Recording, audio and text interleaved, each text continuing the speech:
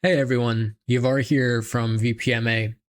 In this presentation video, we are going to go over the ESP to Control-M conversion dashboard.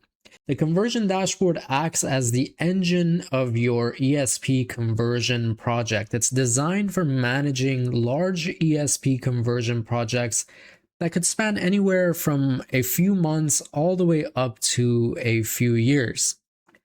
You can use a dashboard to track and view the statuses of your jobs in terms of conversion and conversion status. And the dashboard also groups your jobs into different waves, so you don't necessarily need to convert and go live with all of them all at once. You can have them broken up into different waves and complete them on a wave by wave basis.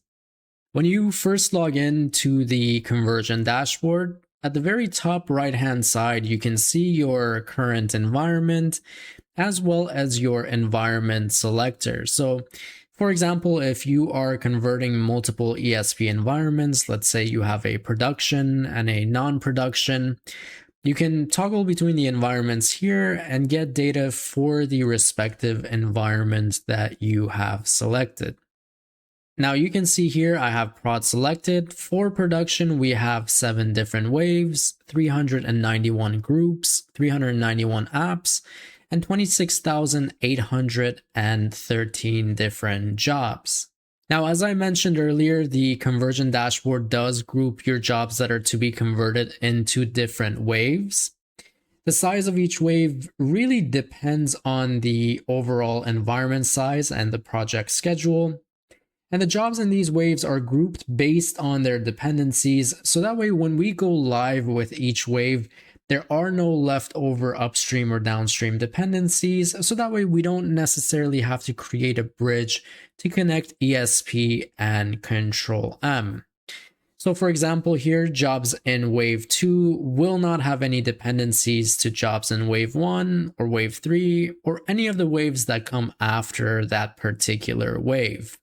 Now, typically for a large ESP conversion project, each wave would contain anywhere from 3,000 to about 5,000 jobs. Now, in this wave distribution box, we also have a completion status tab, which allows us to see the completion status of each particular wave. Now, with each wave, we go through the process of conversion, remediation, testing, and finally go live. And here you can see exactly how many numbers of jobs are set to which status in each wave. So if you have a ESP conversion project that's been going on for a few years, you can always check the completion status tab to see exactly which waves are currently being worked on, what percentage of each wave has been converted, which wave has started, and which wave hasn't started at all. And as you can see, as I hover over the different waves, we can see exactly how many are pending, how many are converted, how many are remediated, tested, and already live in Control-M. Now going down here to job type, in ESP, the ESP mainframe instance manages both the mainframe and distributed jobs. When converted into Control-M, the mainframe jobs will go to the Control-M mainframe server, and the distributed jobs will go to the Control-M distributed server. They will both be managed through the Control-M Enterprise Manager's GUI or web client. So this box right here just gives us a breakdown on how many mainframe jobs and distributed jobs exist in this particular ESP conversion project. So in this demo case here, we can see 85% mainframe jobs and about 15% distributed. So going down here, we can see the breakdown for each of the waves. So we have a box for the waves and a box for the wave details. You can browse through the different waves, and on this right-hand side, you can see the exact groups and jobs that belong to that particular wave.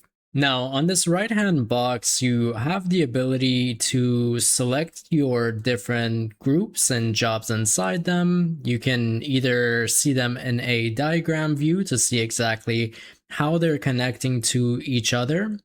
And you can also use this section to update the status of these particular groups and jobs. So for example, if we want to update these two jobs to converted, we can set it to converted down here.